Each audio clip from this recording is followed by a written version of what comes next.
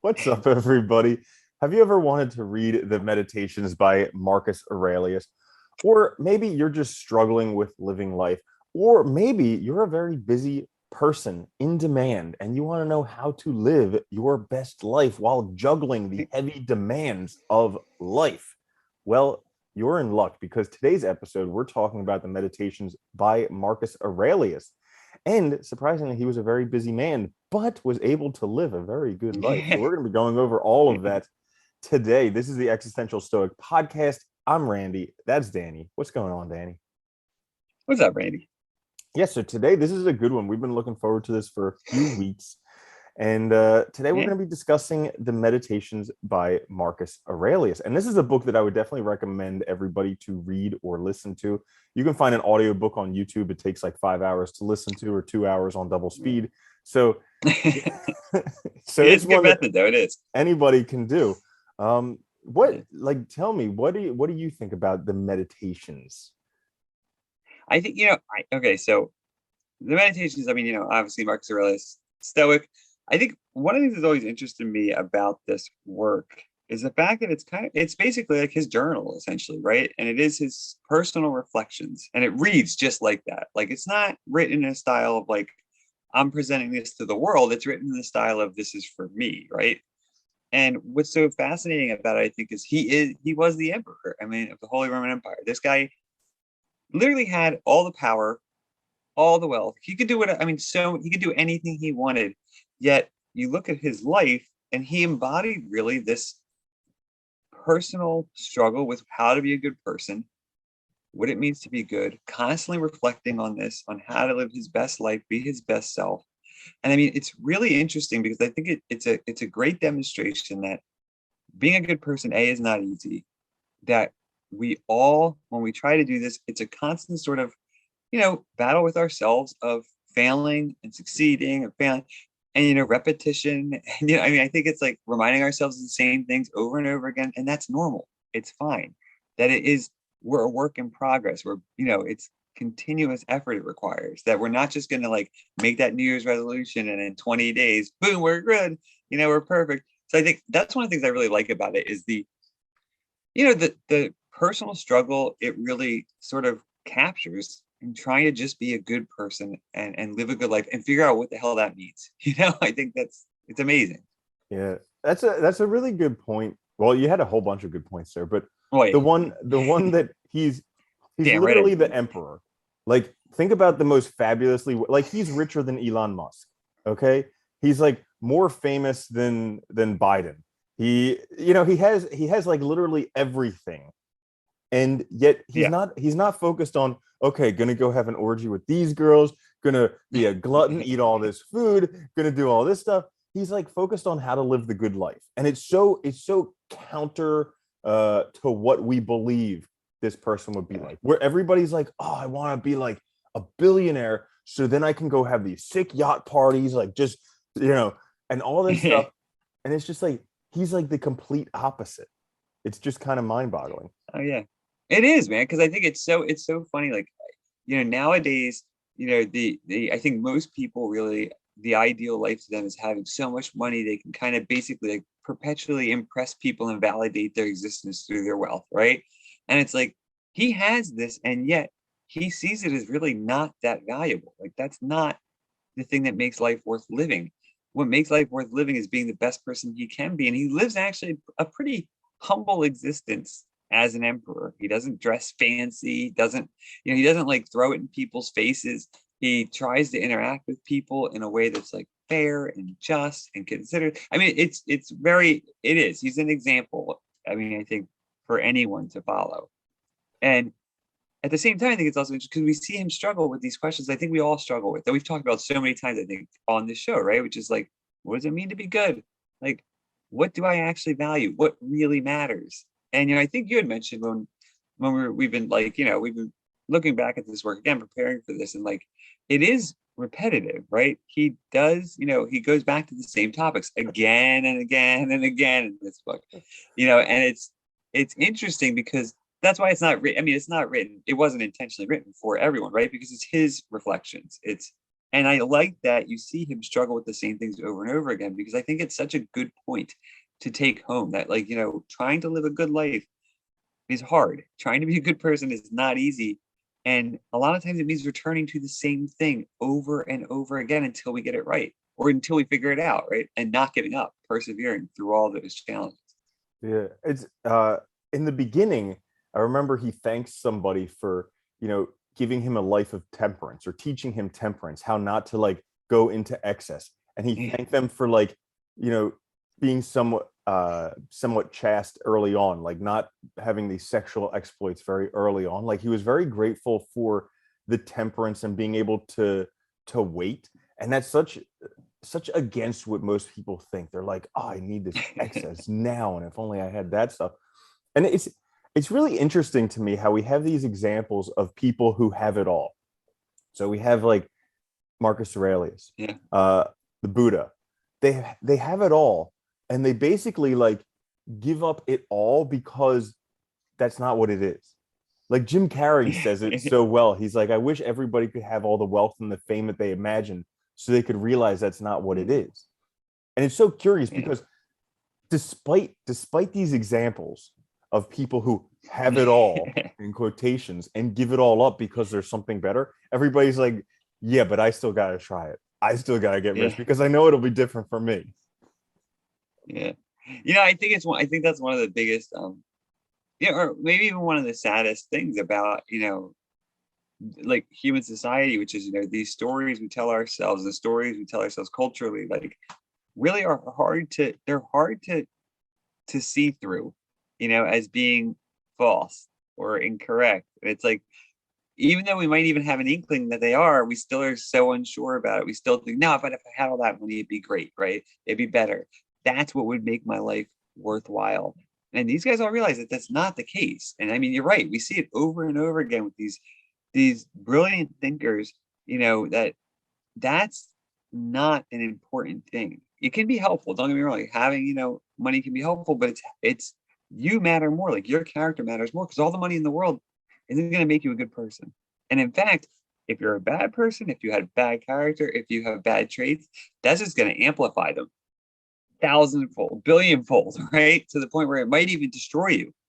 And I think we see this all the time too, where you see like, musicians who are young, who all of a sudden hit it big, and then their life just falls apart. They die at an early age, because they're indulging way too much in drugs and sex, and it's just pushing themselves way too hard. They don't have a sense of what really matters yet. Well, okay, so great point right there. It's kind of like everybody gets caught in chasing this feeling because there's this feeling that we want, which is usually the feeling good or pleasure. And we keep associating external things with that feeling of pleasure, and the feeling keeps getting further and further away because like the more we exploit it, the harder it gets to get that pleasure. And he touched on there in the meditations, saying how it's kind of like an injustice to society to go after pleasures because and to avoid pain, because if you do that, you don't realize the true nature of the world. And so it's kind of like he sees that. I mean, clearly, being a Roman Empire Yeah. emperor, he like sees that pleasure is available. Like, I mean, I can only Yeah. imagine they had these insane orgies, just these glutton fests, Yeah. like insane brutal killings of people in the Colosseum. Like, they had like literally the excess of everything. And this is all these people chasing pleasures. And And he despite was in that, control of it. yeah, Like, he was at the top. yeah. And so he could have participated in all of that. He could have led this like life of excess, just like until he just basically explodes. And yet he chose to kind of rein that in because he saw that that's not where it is. Like if you keep chasing pleasure, it'll always be just beyond you. And if you keep avoiding pain, it'll always be with you. So he was looking for a different way. Well, it's interesting too. I'm glad you mentioned that, because like I think one of the things that, and this is just, a reflection, but I think a lot of times what we miss is, it's easy to look at these external things as a way to validate our lives or to measure our success or whether or not we're good, because they're quantifiable easily, right? I know I have $1 million when I have $1 million. I count the dollars, right? Or I can tell when I'm famous based on, how many people go to my shows or how many people follow me or whatever, right? There is this way that we can sort of measure external things fairly easily, and other people can clearly see that. Like other people know that I have money or they know that I have fame or whatever. And so it becomes a way to sort of validate our existence. And we confuse that with a good existence or with what really has value. And I think what Marcus does so well in this book or in his reflections is by reflecting on these things very carefully over and over again, is realizing that those are false values. Those are false ideas. What really is valuable is ourselves, this personal development, figuring out, how to live the best life, being in control of ourselves. The problem is that that's actually hard to quantify, I think, especially at first. It's hard to say, like, I've hit that metric because we might think we have it and then we make a mistake, which he comes back and back to, again, all the time throughout the work, is like these same issues of dealing with people, dealing with relationships. And it's like, I think that's what makes it so hard, at least, in our own search for the good life, is, trying to figure out what it is. You're right. The personal development journey is a tough one to gauge because there's that saying, wherever you go, there you are. So like no matter where you are on it, like you could have been a beginner, you could have been an expert, but you're always there with you. And I've noticed this, that like Yeah. in learning foreign languages, that I always feel like I'm just as bad as it as ever. Yet like other people keep telling me I get it better, but it's like I don't feel that way. I still feel like it's a struggle, like Yeah. I'm terrible, like all this stuff. And it's kind of developing the skill set to be able to take a look at yourself previously, compare that with where you are Yeah. now, and actually be able to see the difference. But that's not something that's easily done. That's not something that a lot of people will do. No, and it's a lesson I think we can take away from his work, which is, the journaling part of it. I mean, the writing part of it is so important. And he gives you, I mean, in a sense, meditations gives you almost like a blueprint of how to try doing this. Like to literally sit down and start thinking about carefully and with pen and paper, these problems that you encounter daily. Like, even if it's like, I mean, I tried as much as I can because I think it's so helpful. Like when you feel depressed, why did I feel depressed today? Why did I react that way? Why did I, why was what motivated my response? Looking at, in what sense, and that dichotomy of control comes up again and again throughout the work because it's crucial for the Stoics, right? What is within my control? What's not? How did I sort of exhibit control, or how did I sort of basically forfeit it or lose it? And each time you do this, yeah, this might be basically a reflection of your failures, but because you're doing this, you're also learning. And you're also basically preparing yourself and developing the right kind of thinking so that it doesn't happen in the future. But it's hard to do. It is. I mean, we all struggle with this. But he's a Yeah. great example of, going through it. Yeah, I mean, he definitely touches on some of the other Stoic philosophers. He quotes Epictetus and other ones in there. Um, but one of the things that I wanted to mention was like, so we all get concerned in this whole like journey of personal development. Everybody worries, everybody frets, everybody fears, Oh yeah. and he touches on that, and he has such a good point. And I keep reminding myself of this recently. He's like, listen, it's either divine providence or it's random chance. Okay. And if it's divine providence, guess what? Completely out of your control. If it's random chance, guess what? Completely out of your control. And yet, despite those things, despite the idea that it's either divine providence or random chance, everything that happens to you in Yeah. life, he says, despite that, you still have to do the best that you can. Like, you still have to be a good person. You still have to be virtuous. You still have to work on yourself. And I thought, I personally, I found that like very, very inspirational because he's saying, like, listen, all this stuff totally out of your Yeah. control. And most people worry about all of this stuff. They're like, they want all the good things, they don't want all the bad things. And he's like, listen, all Yeah. this stuff totally out of your control. All you can ever do is focus on what's in your control, which is really developing yourself. Well, what's so good about that too is like, you're right. We focus on the things that are out of our control. And what that ends up doing is that means that we don't live our best lives. We don't even live a good life because we forget about the one thing that we can, the one area that we can influence, which is ourselves, the things that are in our control. And the fact is like, it doesn't matter why it happened. It doesn't matter why these things occur or, what the ultimate cause is. Because the fact is like I have certain things that I can do, and if I'm doing those to my utmost ability, I'm doing okay, right? I mean, I'm doing what I can. And I think that's what so many people fail to see. And also looking at me more broadly too, is like the things so many people complain about, which is like, the state of the world, the state of society, the state, whatever, like the state of their community, all these big things we worry about. None of those things are going to change unless we start changing ourselves to then change them. And it's like, even though they might seem completely out of the realm of our power as an individual, unless people start living better and being better people, none of it's going to change ever. I mean, it's like, we often attribute that quote, be the change you want to see in the world with, I think it's with Gandhi, right? Yeah, yeah. And I think it applies perfectly well here too, right? Which is, you need to start being the example if you want these things to come about, because it's got to start with us, right? Well, look at what a good example he was setting. Because we look at Yeah, we look at I mean, I've read a book about Rome, and it was just mind-boggling how, like, basically politics just went from politician to politician because the previous one was murdered. Like, yeah, yeah, it was brutal. just like the crazy stuff that was going on at those times.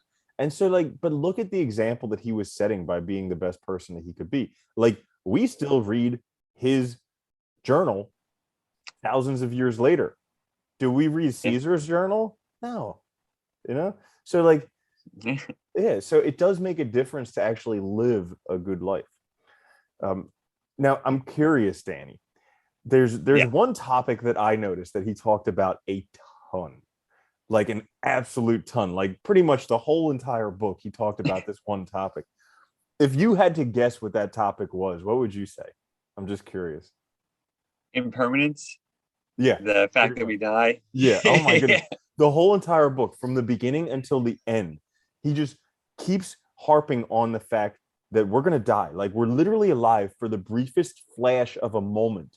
The time before we were alive was immense. The time after we're dead, immense. So, like, just constantly keeping on your mind that we're going to die. It's like the briefest flash. And what do you take from that?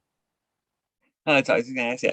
I mean, I think this is one of the most important insights that we really, I mean, so many people fail to even think about, because it's, look, we are alive now, we exist now, and one of the most terrifying things for anything that exists is to consider it not to consider non-existence, right? To consider the fact that we will one day not be here, right?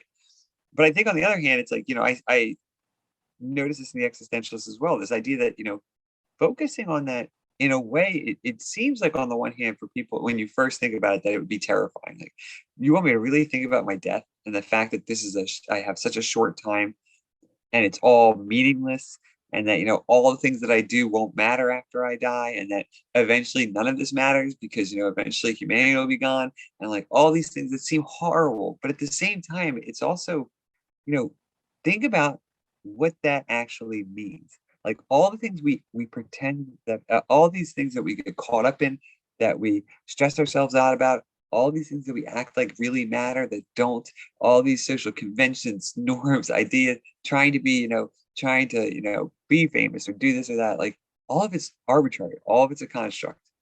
And when you really look at it, when you have this limited chance, you have this one life, what are you doing with it? Are you living it in the best way? Why are you afraid of anything? Doesn't matter. Everybody's gonna die, right? Everyone.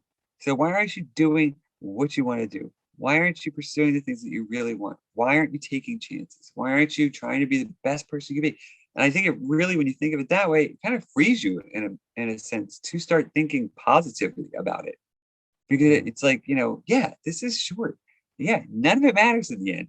Why am I concerned about what other people think? Why am I concerned about all this crap instead of doing what really is right for me and figuring that out? Because at the end of the day, it's the only way I can live the best life I can.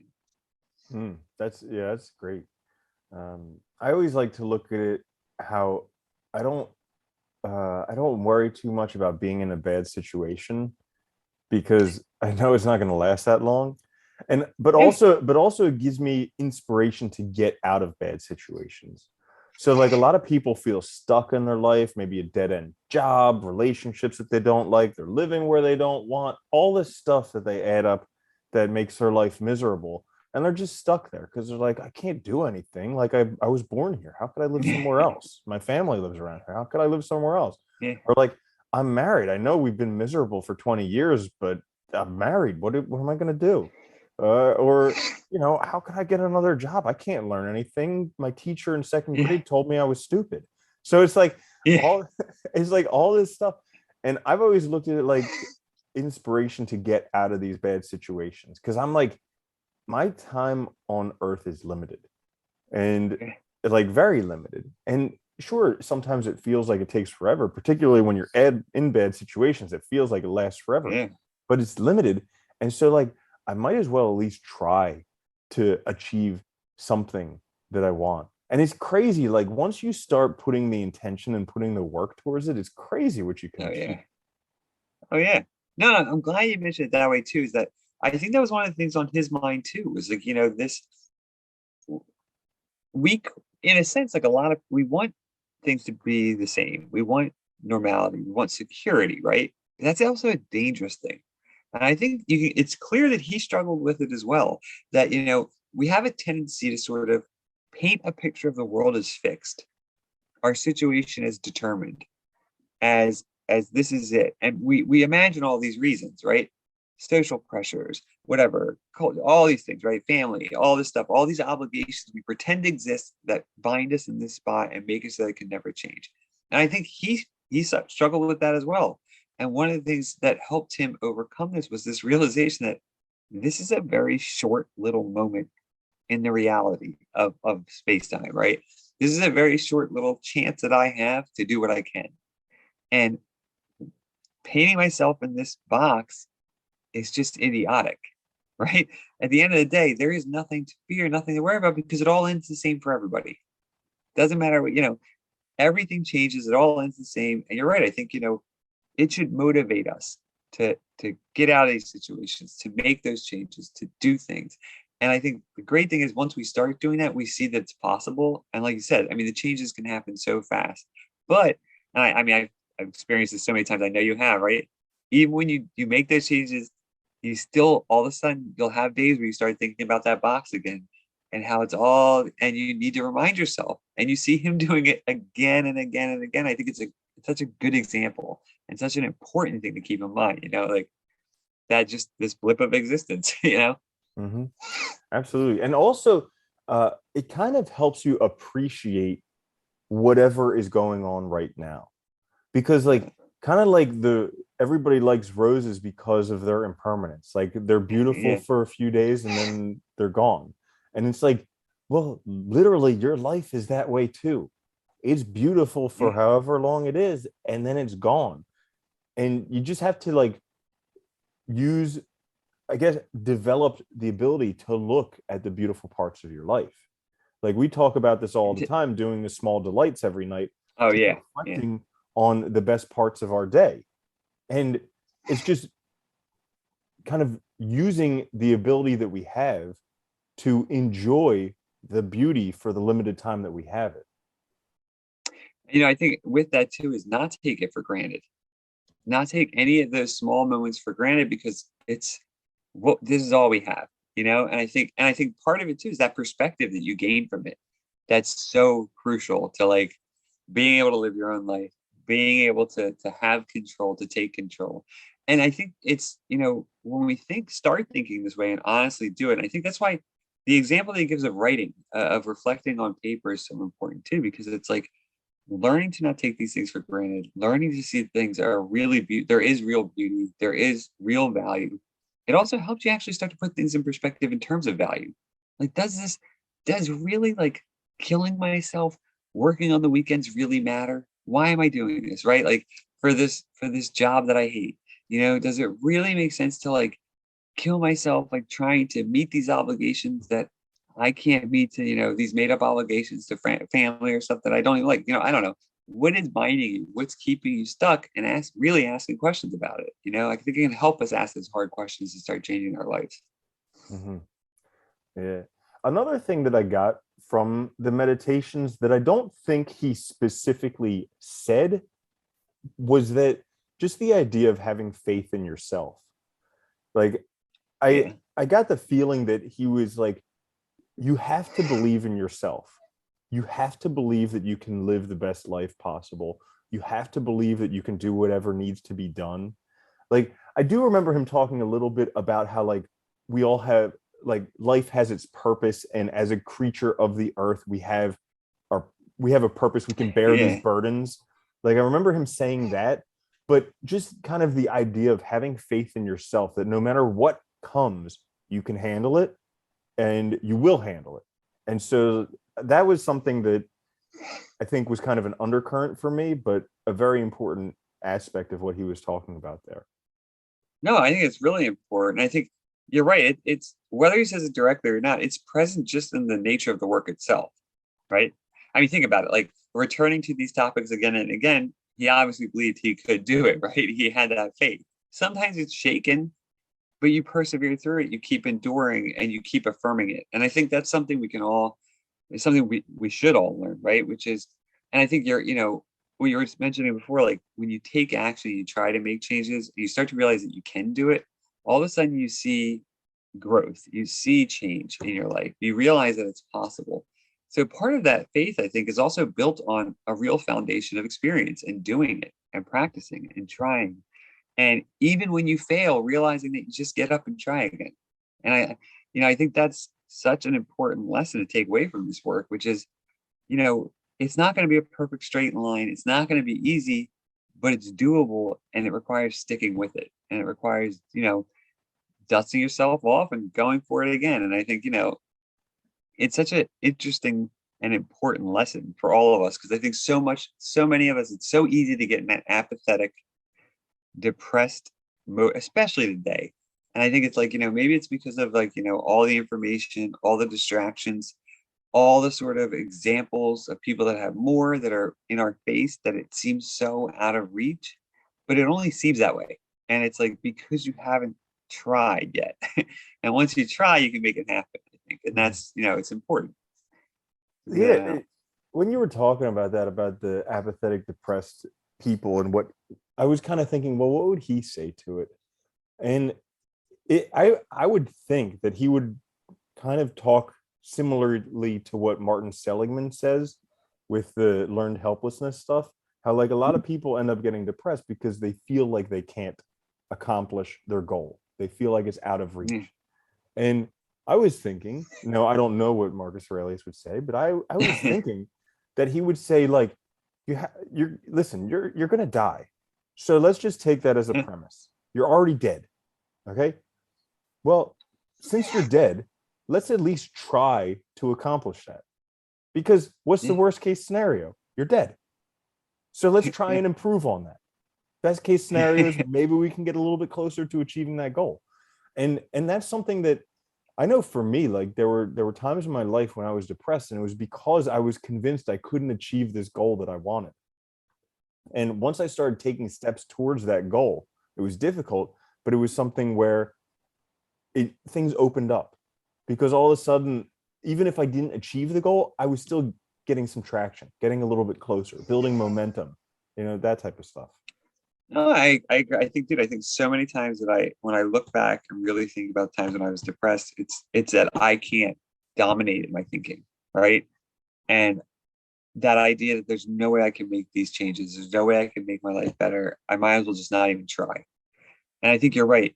He shows us that you have to try, that it's worth trying. And as soon as you try, like even if you don't succeed at the thing you're going after, you prove to yourself that you have control, that you have agency, that you can be effective.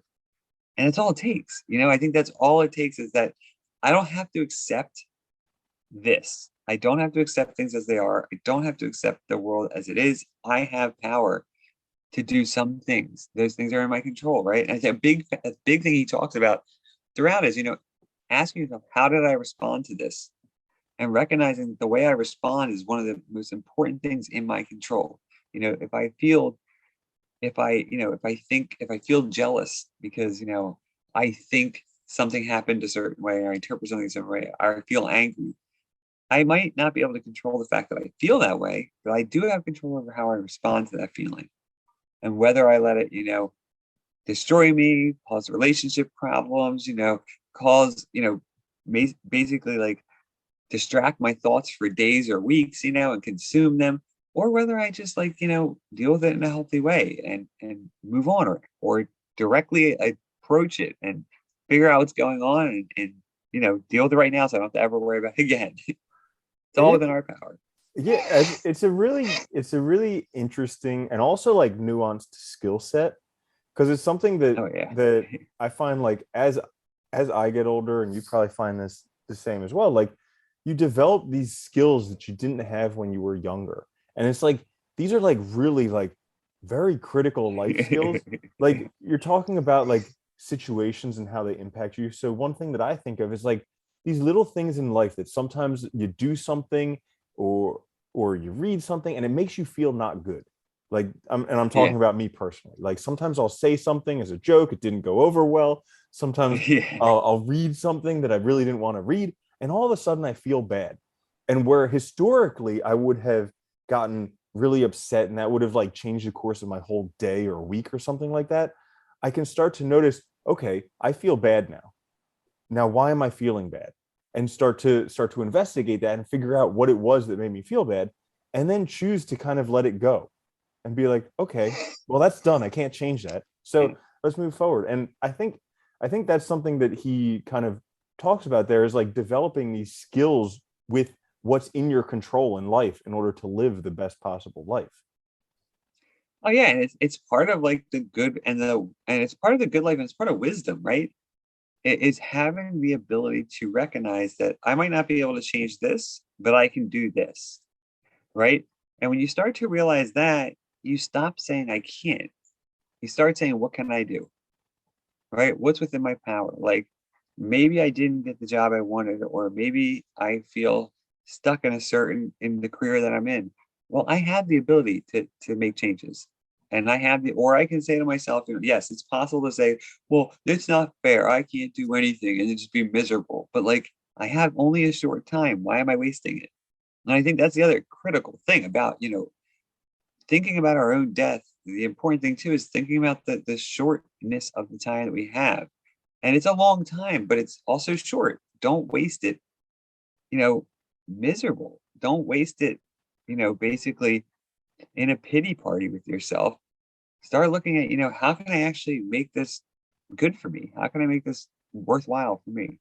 What does that look like? And what can I do? It might not all work out. That's fine. That's the world, that's reality. But if I do what I can, I shouldn't have any regrets. And I think that's such an important thing, And Absolutely. you're right. I think it just takes age. Age is, I think, has been so helpful, man. Oh my God. It's like so funny how like I don't know what age it was exactly, but you're right. Like there's a point at which you just realize like you stop thinking about all the stuff in the world as being so important that used to seem so important, right? Like other people's values and stuff and their opinions. Yeah. God. But I mean, they really need to teach this stuff in school, because they never tell you that your life gets better with age. Everybody Yeah. thinks that like everybody thinks that like when you're a senior in high school, that's the best time of your life ever. And it's just not Yeah. true. Like you start to, I think your 30s, you start to get a little bit wiser. And then from everything that I read, 40 to 60 is like the time. Yeah. Like you're the most productive, you have the best life, the best relation, and it's just like that's the time. So like really learning that it's getting better, having the We know optimism, it's getting better. Yeah. we fetishize young, being young. We we advertise aging as something to fight, like Mhm. like it's something that shouldn't happen. And like when you think about it, it's absurd. And the reality is like, no one knows who they are deeply when they're a teenager. Your brain's not even fully developed. Like, give Yeah. me a break. I think that's part of it. It's like, yeah, you hit your 30s, you're hitting a stride of starting to actually figure out who the hell you are and being open to asking those questions because you start to realize that, oh my God, I need to figure out who I am. It's important. Like Hmm. none of this other stuff matters until I figure that out. And I think one of the things I found that was so important was like I realized that like I need to know who I am because I want to be able to be a good friend or I want to be able to have good relationships until I know that. because otherwise it's just a lie. It's just fake, right? It's not really, you're not interacting with a real person. It's Yeah. I think it's That's such a good point, is knowing who you are.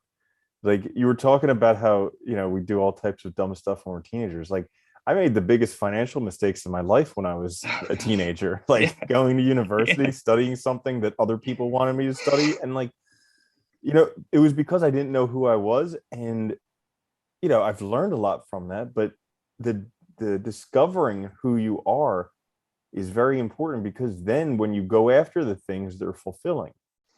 Whereas like a Yeah. lot of people get caught in the trap of going after things that other people say that they want, that society says they should Yeah. want. And once you achieve those things, if they weren't clearly like very impactful to you, you might feel kind of empty. Yeah. They don't matter, right? And you basically, what you've realized is that little bit of time that you had, you've just basically wasted part of it. And Mm-hmm. I think that's why that thinking is so critical. I think there's so much else of this work too that's important.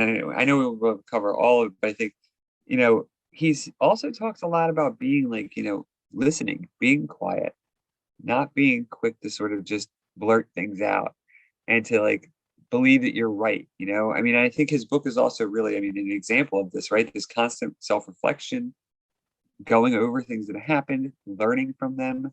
And I think one of the great things about it is that it really is an example of a life of learning, a personal growth. And I think it's something, it's a shame more of us don't do this, actively engage in this sort of practice. And because I think we'd be happier, right? Learning about ourselves and being quiet and listening both to ourselves and others, is just important. Yeah, the whole notion that learning ends at school, like Oh God. that's absurd.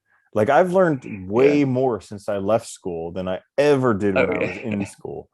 And it's crazy how like you get better at learning the more you do it. Oh yeah. Uh, like you Yeah. remember, I mean, in high school we knew each other and we were both really good Yeah. students, just kind of naturally, and we were very, very lucky. But then, like, it wasn't until I got to my graduate studies in veterinary school, it wasn't until then that somebody actually taught me that you could study. Like, I just didn't think it was Yeah, possible. like, I thought you just went to class and then took the test. Like, that's just it.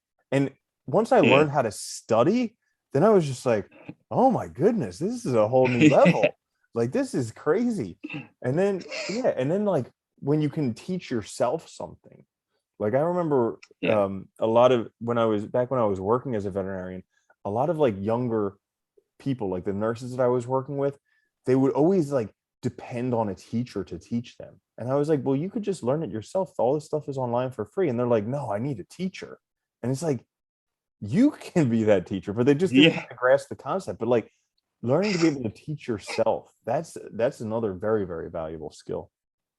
Oh, it is. And it's like, I think it's hard though, because I think, most people, what they struggle with is they're so dependent on the teacher being the one to organize the material, to present it in a way that's, that builds up, in a steady progression. But look, not all teachers do it well anyway. And I think what we fail to see is that, like, yes, it might seem overwhelming at first, but as soon as you get your feet wet and you start giving yourself any kind of goal, you'll start seeing that progress. And the more you know, the more you just allow yourself to explore any topic, the more you're able to effectively ask questions and understand what comes next. And you're right. I think, yeah, being able to learn on our own. I mean, there's so many things that are valuable touched on in this. And I think so much of it has to do with just that self-development, right? Being able to grow. Yeah. Even just like being able to watch stuff at double speed. So like a lot of times when you learn stuff Yeah. on your own, you have to learn on the internet. And like almost all of the lectures and all of that stuff, I always watch at double speed because I comprehend it 100% at double speed. And it's just like, Yeah. I can't imagine wasting all of my time sitting to listen to that at single speed. Like it Yeah. reminds me of all those hours I spent in lecture halls in university. I was like, Oh God. what a waste. Like I could have listened to that in double speed and gotten twice as much stuff done. And it's funny. The great thing about video is you listen in double speed. You can always pause it when you need to, and you can always rewind if you have to. And like Mhm. that just immediately gets rid of that fear of double speed Yeah, instantly. totally. Totally. I mean, I think I just a few other quick points I think are important. And again, there's so many in here, but like obviously, at the core of this book is trying to be the best person you can be. And I think part of that is integrity and honesty with oneself, being honest about, your experiences, being honest about, your role, your responsibility, being honest about like, who you are, your values, your motivations. All of this is part of growth. And they're hard questions, I think, for a lot of us to ask. But the best way to, at least personally in my experience, the best way is very similar to what he does in this work, which is journal. you know, go through them, write things down in a personal way that you don't have to worry about other people looking at it. You don't have to worry about other eyes, and just try and be as open as you can with yourself about how you see yourself, how you see your experiences, what happened, why, and really start to ask yourself, what was in my control? What did I do wrong? How can I make this better next time? Because that's like really, I think, the way to start seeing things in a way that's healthy and towards your own progress. Yeah, that's a good point. I remember when we were doing the artist's way together, and in that it has you do a lot of journaling, like a lot. And Yeah, I time. Yeah. remember like I had a hang up about doing it. Like it was really, really tough. And part of it was because I was trying to stay away from like journaling about the negative stuff. Cause I was thinking, I was like, if I write down the negative stuff, then it'll happen or like whatever. And you encourage me to just like let it all out. And that really unlocked a door for me because I think it allowed me to just be more honest and have more integrity with what was actually going on and just kind of get it out. And then once it was gotten out, it was kind of gotten through as well. But yeah, I would definitely encourage people to give that a whirl. Well, it's like, I think it's funny. It's like one of the things we all struggle with the most is like we hide or deny the hard things, right? Like the student loans seem overwhelming, so you just don't answer the phone and you don't open letters, right? A relationship problem is really on your mind and bothering you, but instead of just talking to your partner honestly and openly and saying, look, this is bothering me, this is what happened, and dealing with it, you just keep festering and letting it overtake your mind. Something happens. I mean, we do this all the time. And the reality is just making the phone call, answering it, talking to the person about how can I start to at least address these student loan problems, or talking to your partner immediately, right when it happens, getting it out of the way. You just feel better too. The weight's lifted.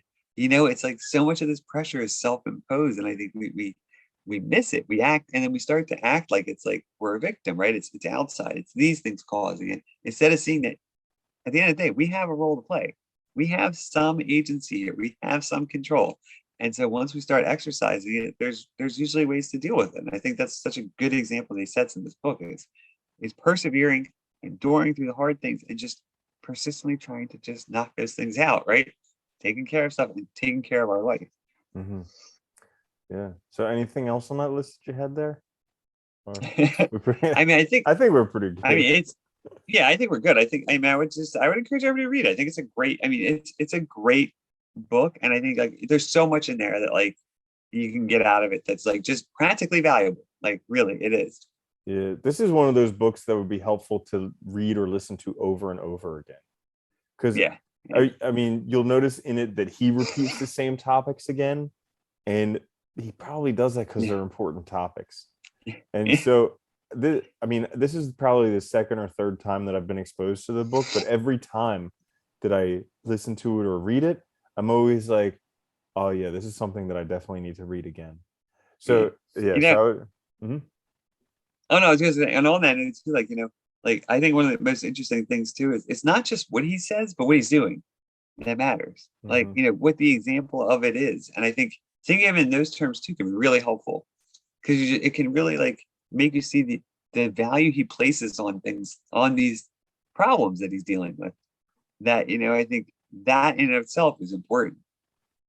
That's a great point because a lot of people want to be fabulously wealthy, very famous, all of this stuff. Well, it would be much better to be prepared by being exposed to meditations Yeah. before you're burdened with wealth and fame, as opposed to Yeah. getting your wealth and fame and then having to try and figure it all out. Yeah. Yeah. Yeah. And that's a great point. Yeah. So I think that's about it for the meditations from Boom. Marcus Aurelius. I hope you guys did enjoy that as much as we enjoyed it. Definitely give a listen to the book.